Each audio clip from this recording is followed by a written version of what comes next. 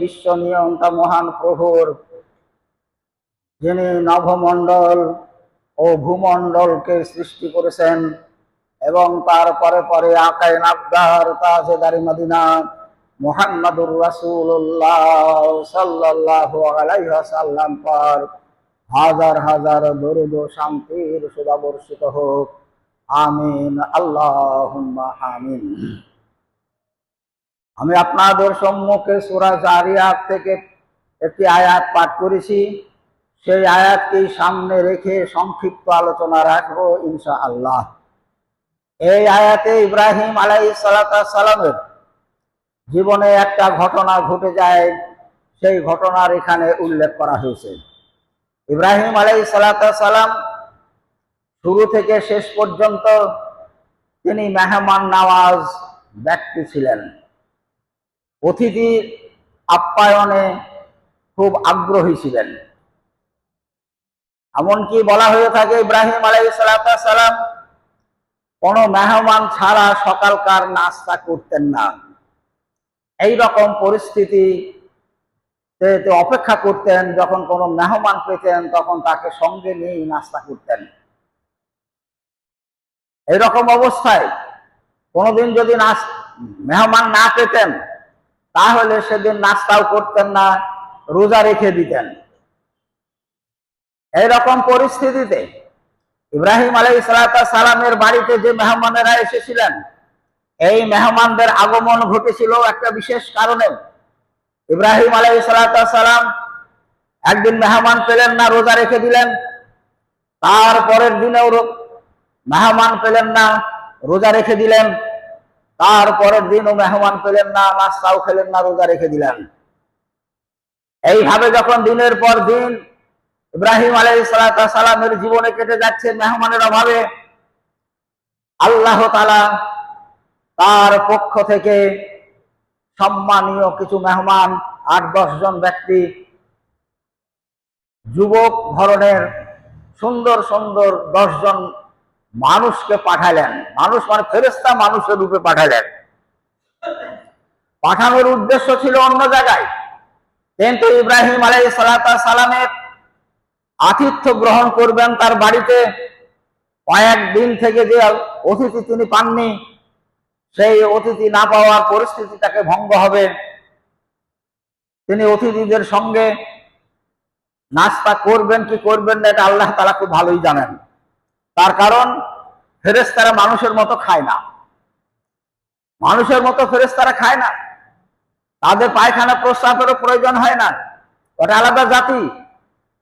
ইব্রাহিম আলাইহিস সালামের কাছে আল্লাহ তাআলার পক্ষ থেকে ৮-১০ জন ওই রকম মানুষ রূপী ফেরেশতা তার বাড়িতে আগমন হলো। ইব্রাহিম আলাইহিস সালাম যখন যেখানে বসবাস করেছেন, ওনার জন্মস্থান হলো ইরাকের বেবিলন। তারপরে ওখান থেকে হিজরত করে তিনি কেনানে গিয়ে বসবাস করতেন। এই কেনানে যখন যান তখন সঙ্গে তার স্ত্রী মা সারা ছিলেন, আর তার ভাইপো লূত আলাইহিস সালাম সঙ্গে ছিলেন। উনি ইব্রাহিম আলাইহিস সালামের উপর ঈমান এনেছিলেন। তো কেনানেও যখন ছিলেন, সেখানে তার মেহমানখানা বাড়ির বাইরে তৈরি করা ছিল। ফিলিস্তিনে যখন বসবাস করতেন, সেখানেও বাড়ির বাইরে তার মেহমানখানা ছিল। মেহমান আসলে সেখানেই তিনি অতিথিদের আপ্যায়ন করতেন। সদা সর্বদাই বাড়িতে অতিথিদের আপ্যায়ন করার একটা ব্যবস্থা তার থাকত।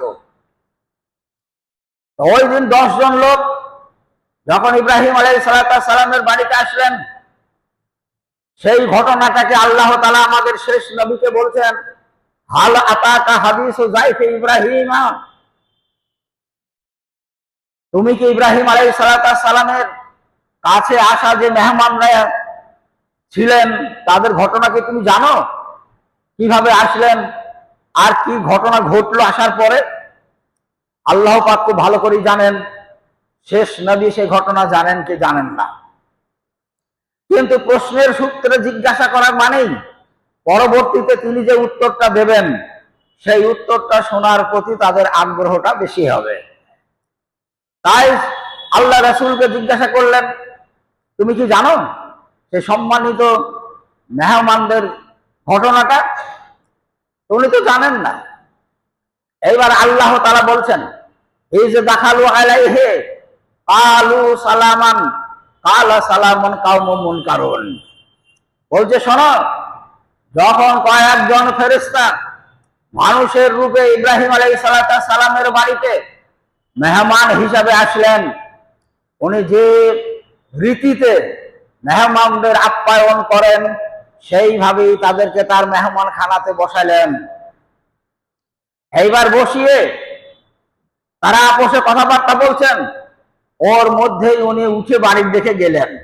ফারাগা ইলা আহলিহি, উনি উঠে বাড়ির ভিতরে গেলেন।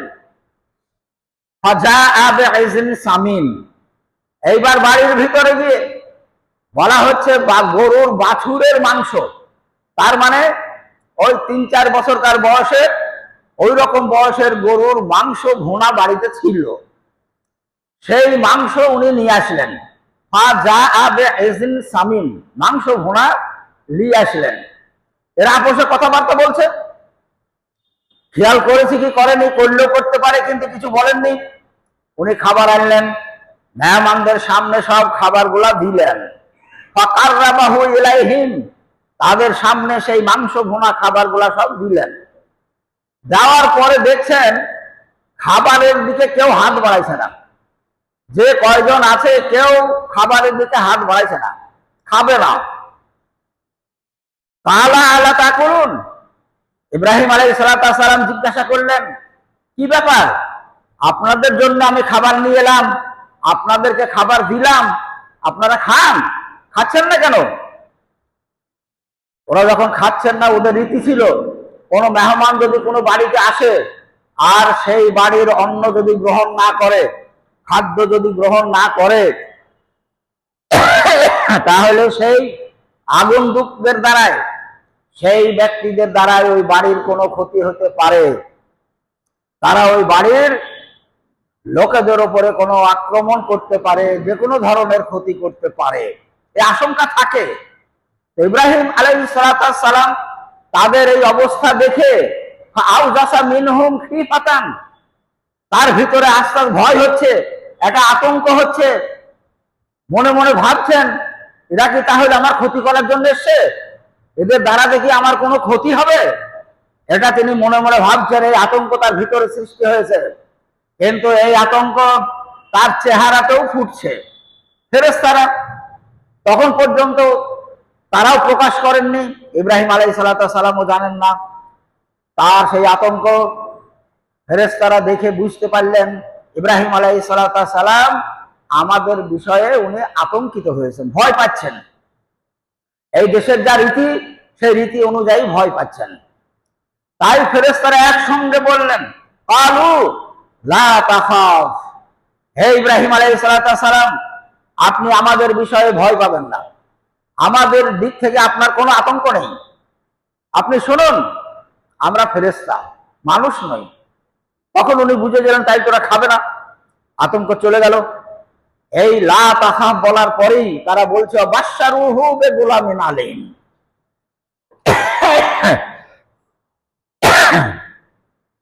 আমরা আপনার কাছে একটা সন্তানের সুসংবাদ দিতে এসেছি, একটা সন্তানের সুসংবাদ দিতে এসেছি।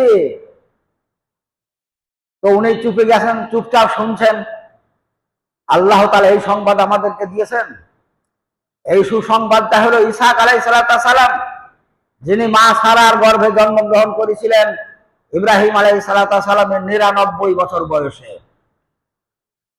যখন এই সন্তানের খবর দিলেন, মা সারা ভিতরে আর থেকে সব কথা শুনছেন। যখন সন্তানের কথা বলেছেন, মা সারা দেখলেন সন্তান মানেই তো আমারও ঘটনা, আমাকে নিয়েই তো সন্তানের জন্ম হবে, তো আমি তো বৃদ্ধ হয়ে গেছি, আমার স্বামীও তো বৃদ্ধ। এই কথা শুনে তিনি সামনে চলে আসলেন। ফা আকবালাত ইমরাআতুহু ফি সাররাতিন ফাসাক্কাত ওয়াজহাহা আলাত ইন্নী আজুজুন আকিম। ইব্রাহিম আলাইহিস সালামের স্ত্রী মা সারা তখন আর থেকে তাদের সামনে এসে বললেন, আপনারা কি কথা বলছেন?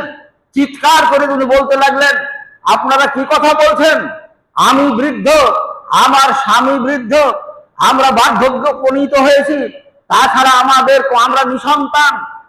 ইন্নী আজুজুন আকিম, আমরা তো বাজা, আমাদের তো কোনো সন্তানাদি নাই, আর সন্তান হওয়ার বয়স তো আমাদের অতীত হয়ে গেছে, এই বয়সে তো আমাদের সন্তান হওয়ার কথা নয়। তখন তারা বলছে, ফেরেশতারা, কালু রাব্বুকে, কালা রাব্বুকে ইন্নাহু হুয়াল আলিমুল হাকিমুল আলিম। বলছে, শুনুন, আল্লাহ তাআলা এটাই চাইছেন, তোমার প্রভু ওটাই চাইছেন, তিনি যা চাইবেন সেটাই হবে, তিনিই হলেন হাকিমুল আলিম, হিকমতওয়ালা, তিনি সর্বজ্ঞ, তিনি সবকিছু জানেন। আপনাদের বয়স, আপনাদের শারীরিক অবস্থা, আপনাদের বার্ধক্য, আপনাদের হতাশা, সবকিছু আল্লাহ তাআলা অবগত আছেন। তারপরেও আল্লাহ তাআলা আমাদেরকে দিয়ে আপনাদের এই সুসংবাদটা দিয়েছেন। এই সমস্ত ঘটনা শোনার পরে ইব্রাহিম আলাইহিস সালাম ফেরেশতাদেরকে প্রশ্ন করলেন, ফামা খাতবুকুম ইয়া আইয়ুহাল মুরসালুন, এই প্রেরিত মেহমানেরা, তোমাদের ব্যাপারটা কি বলো তো, তোমাদের ব্যাপারটা কি বলো? ফামা খাতবুকুম, খবর কি তোমাদের, কি বলতে চাইছো, কি করতে তোমরা এসছো, আর ঘটনাটা কি পরিষ্কার করে বলো। তারা তখন বলছে, শুনুন, ওয়াইন্না নুরসিলনা ইলা কওমি লূত, আল্লাহ তাআলা আমাদেরকে প্রেরণ করেছেন লূত আলাইহিস সালামের কওমের উপরে আযাব নিয়ে এসে সেখানে প্রেরণ করার জন্য। নূহ আলাইহিস সালামের কওমকে আযাব দিয়ে ধ্বংস করার জন্য আল্লাহ তাআলা আমাদেরকে প্রেরণ করেছেন। সেই আশার রাস্তায় আপনার মেহমানদারি, আপনাকে এই সুসংবাদ বা এই সংবাদটা দেওয়ার পরে আমরা সেখানে যাব। এখন ইব্রাহিম আলাইহিস সালামকে বলার কারণটা কি? লূত আলাইহিস সালামের কওম তাদের পাপের জন্য ধ্বংস হবে, ইব্রাহিম আলাইহিস সালামকে সে খবর কেন অগ্রিম দিলেন? লূত আলাইহিস সালাম হলেন ইব্রাহিম আলাইহিস সালামের আপন ভাইপো, এদের সংসারে কোনো সন্তান ছিল না। লূত আলাইহিস সালাম ভাইপো হিসাবে ওদের সঙ্গে লালিত পালিত হতেন, একই সংসারে ছেলের মতো লালিত পালিত হতেন। যখন লেবানন থেকে কেনানে হিজরত করলেন, তখন ইব্রাহিম আলাইহিস সালামের সঙ্গে লূত আলাইহিস সালামও হিজরত করে কেনানে চলে গেলেন। কেনানে গিয়ে বসবাস করছিলেন। সেই বসবাস অবস্থায় আল্লাহ তাআলা লূত আলাইহিস সালামকে এক সময় দায়িত্ব দিলেন, হে লূত সরো, তোমাকে আমি নবুয়াতির দায়িত্ব দিচ্ছি, তুমি নবুয়াতি প্রাপ্ত হবে, আর তুমি আল্লাহর দিকে ওই এলাকার মানুষকে আহ্বান করবে যে এলাকা তোমার জন্য আমি নির্বাচন করে দিচ্ছি। সেই জায়গাটা হলো ওই কেনান থেকে খুব নিকটবর্তী, মেলা দূর নয়, জর্ডনের তীরবর্তী স্থান। এখানে 6টা শহর ছিল বলা হচ্ছে। একটা হচ্ছে সামুদ, গামেরা, আরো 4টে শহর, তার মধ্যে সব থেকে সামুদ শহরটা হলো বড়, এই শহরটাকে রাজধানী ধরা হতো। এই 6টা শহরের মানুষকে আল্লাহর দিকে আহ্বান করতে হবে তোমাকে, সেখানে আল্লাহ তাআলার দ্বীন প্রতিষ্ঠিত করার লক্ষ্যে তোমাকে প্রচেষ্টা চালাতে হবে, দাওয়াতি কাজ সেখানে গিয়ে করতে হবে, তোমার আর কেনানে থাকা চলবে না। ইব্রাহিম আলাইহিস সালামের কাছ থেকে বিদায় নিয়ে আল্লাহ তাআলার নির্দেশ পালনের জন্য লূত আলাইহিস সালাম চলে গেলেন তার দাওয়াতি এলাকায়, সামুদে, জর্ডন এলাকায়, জর্ডনের তীরবর্তী এলাকায়। সেখানে গিয়ে তার দাওয়াতি কাজ শুরু করলেন। সেখানে গিয়ে দেখছে সেখানকার লোকের 3টি বড় বড় দোষ, যে দোষগুলো সত্যি মানার মতো নয়। একটা আল্লাহ তাআলা সূরা হুদে বলছেন, সূরা আরাফের 82 নম্বর আয়াতে বলছেন, ওয়া আনতুম তাতুনা রিজালা শাহওয়াতান বিগাইরি নিসাইন ওয়া আনতুম কাওমুম মুসরিফুন। আল্লাহ তাআলা কোরআনে আয়াত নাযিল করে তাদের এই দোষটা বর্ণনা করেছেন। তাদের বড় দোষ হলো তাদের যৌন নিবারণের জন্য তারা সমকামিতায় লিপ্ত হতো। ওয়া তাতুনা রিজালা শাহওয়াতান বিগাইরি নিসাইন, তারা সমকামিতায় লিপ্ত হতো। পুরুষে পুরুষে সমকামিতা, নারীতে নারীতে সমকামিতা, এ তাদের সচরাচর হয়ে গিয়েছিল। এ একটা বড় দোষ। আল্লাহ তাআলা বলছেন এর পূর্বে এই রকম বদ গুণে কোনো মানুষ গুণান্বিত হয়নি। লূত আলাইহিস সালামের সেই কওমরাই প্রথম যারা সমকামিতায় লিপ্ত হয়েছিল। পরবর্তীতে অনেকভাবে অনেক দেশে বিচ্ছিন্নভাবে এর ঘটনা ঘটে থাকে, কিন্তু প্রথম এই লূত আলাইহিস সালামের কওমের মধ্যে এটা সচরাচর ছিল। আর একটা হলো তারা ডাকাতি করত, রাহাজানি করত, বণিকদের ব্যবসা যাওয়ার পথে তাদেরকে আটকে তাদের মাল হরণ করত। এ একটা বড় বদগুণ, বড় দোষ সেই কওমের। 2 নাম্বার তাদের দোষ হলো। 3 নাম্বার হলো তারা কোনো অনুষ্ঠান করলে সেই অনুষ্ঠানে সমবেতভাবে অশ্লীলতার তারা আলোচনা করত, অশ্লীলতার চর্চা করত। মানুষ, সারা দুনিয়ার মানুষ অশ্লীলতাকে বর্জন করে চলে, আর লূত আলাইহিস সালামের কওম তাদের মজলিসে অশ্লীলতার চর্চা করত। এই 3টি বড় বড় দোষ থাকার কারণে আল্লাহ তাআলা লূত আলাইহিস সালামের কওমকে ধ্বংস করার সিদ্ধান্ত গ্রহণ করেছিলেন, এবং এই 10 জন ফেরেশতাকে দিয়ে তাদের আযাব কিভাবে হবে, কখন হবে সব নির্ধারণ করে পাঠিয়েছিলেন। যখন ইব্রাহিম আলাইহিস সালাম ফেরেশতাদের কাছ থেকে এই ঘটনা শুনলেন যে লূত আলাইহিস সালামের কওম আযাবে ধ্বংস হবে, তিনি খবর শুনে বিচলিত হয়ে গেলেন, খুব চিন্তিত, মর্মাহত। ফেরেশতাদেরকে বলছেন, এ কি কথা, সেখানে যে আমার ভাইপো আছে, সেখানে আমার ভাইপো বসবাস করে, ভাইপো মানে লূত আলাইহিস সালাম, তিনার কি হবে? আপনারা ওটা একটু রোহিত করেন, আল্লাহ তাআলার কাছে আমরা একটু দোয়া করে দেখি। তারা বললেন, দেখুন, আল্লাহ তাআলা যখন সিদ্ধান্ত গ্রহণ করেন সেই সিদ্ধান্ত কার্যকরী হয়, তা কখনো রদ হয় না, কখনো রদ হয় না। তাই আল্লাহ তাআলা সিদ্ধান্ত নিয়েই আমাদেরকে প্রেরণ করেছেন। আল্লাহ তাআলার খাতায় লূত আলাইহিস সালামের কওম তারা দোষী, পাপী, পাপাচার হিসাবে নথিভুক্ত হয়েছেন, আর তাদেরকে ধ্বংস করার জন্য আল্লাহ তাআলা আমাদেরকে প্রেরণ করেছেন। আপনি চিন্তা করবেন না, আপনার ভাইপো আছে, ওই এলাকার যারা ইমানদার আছে, সেই ইমানদার লোকদেরকে আমরা বাহির করে নেব, সেই ইমানদার লোকদেরকে এলাকা থেকে বাহির করে তারপরে আযাব হবে। এই কথা ইব্রাহিম আলাইহিস সালামকে বলে তারা লূত আলাইহিস সালামের এলাকায় চলে গেলেন।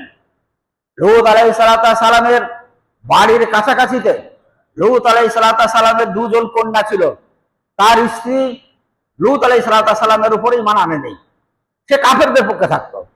তার 2 জন কন্যা তারা ঈমান এনেছিল। তো বাড়ির কাছাকাছি রাস্তায় একজন কন্যার সঙ্গে দেখা, ওরা জিজ্ঞাসা করলেন, মা, এখানে কোনো অতিথি আপ্যায়ন করার কোনো লোক আছে? তো তিনি বললেন, আমার আব্বাই তো আছে, আপনার আসুন।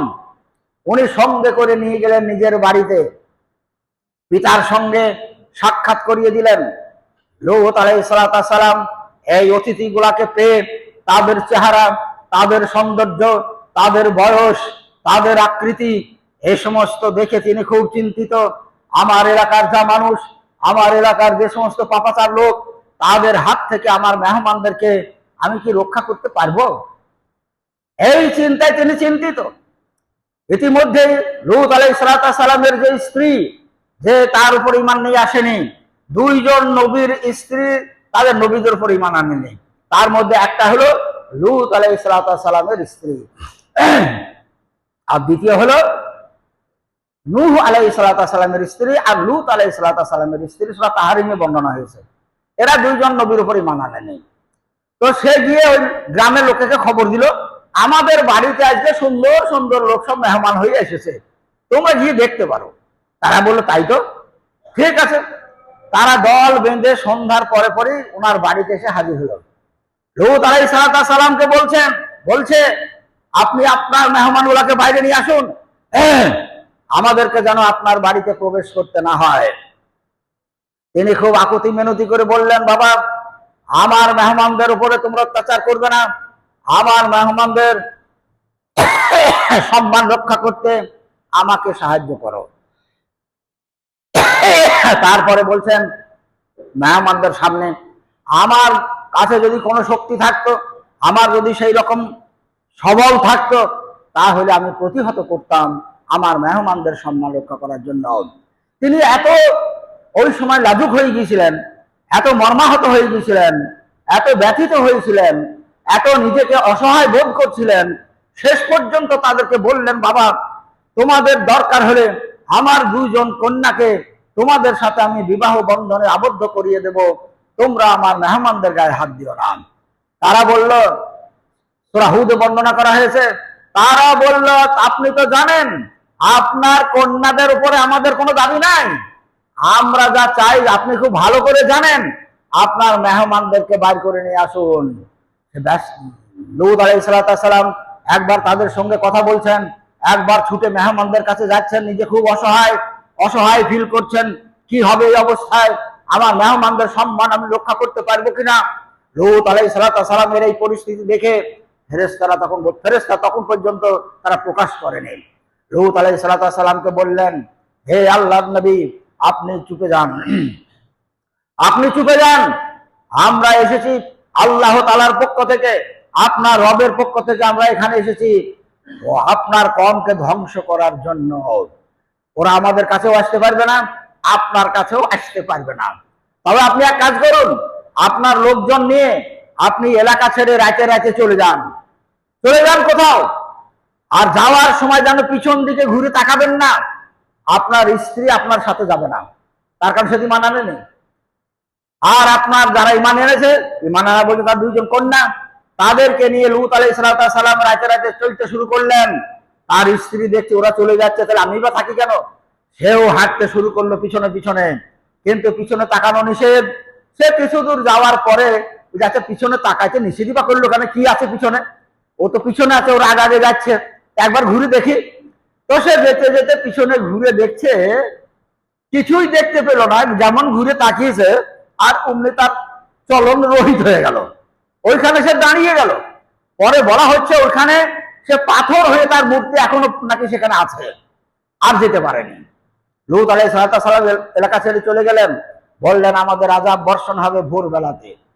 সারা রাত পার করে ভোরবেলায় গ্রামের মানুষ এসে বাড়ি ঘিরে রেখেছে, মেহমানদেরকে চাই। জিবরাইল আলাইহিস সালাম ভোরের একটু আগে পাখার এক ঝাপটা মারলেন, খুব সংক্ষেপে বলে দিচ্ছি, সময় হয়ে গেছে। এক ঝাপটা মারলেন, সমস্ত মানুষ অন্ধ হয়ে গেল, চোখ বন্ধ, সবাই কাকুতি মিনতি করতে লাগলো, আমাকে খুলে দাও, আমাদের এই বিপদ থেকে উদ্ধার করো। তো আবার এক ঝাপটা দিল, চোখ খুলে গেল। তারপরে তারা আবার আক্রমণ করার চেষ্টা করে। এইবার ভোরবেলাতে তারা বলছে ইন্নি সিজ্জিল, মানে মাটি পোড়া কাপড়কে বলা হয়, মাটি পোড়া কাপড় তাদের উপরে বর্ষণ শুরু হলো ভোরবেলাতে। এমন ভাবে বর্ষণ হলো কাপড়, সবাই যে যেখানে সব মরে সেখানে পড়ে থাকলো। তাতেও আল্লাহ তাআলা রাগ মেটেনি।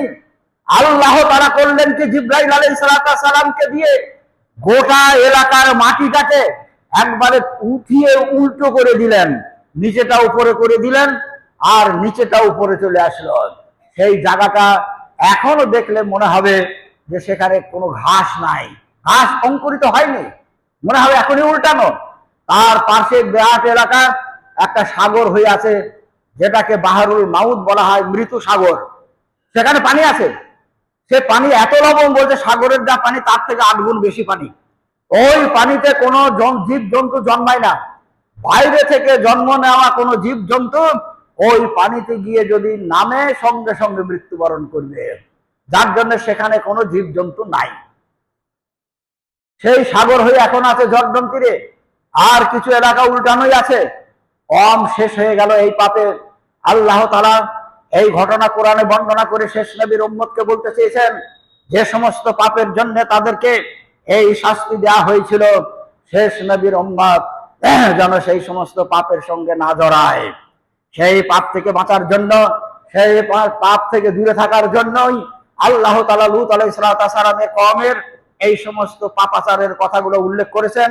সেই সঙ্গে সঙ্গে তাদের শাস্তির কথাও আল্লাহ তাআলা উল্লেখ করেছেন, তাদের ধ্বংসের কথাও আল্লাহ তাআলা উল্লেখ করেছেন। যাই হোক, আরো কিছু ঘটনা ছিল তার।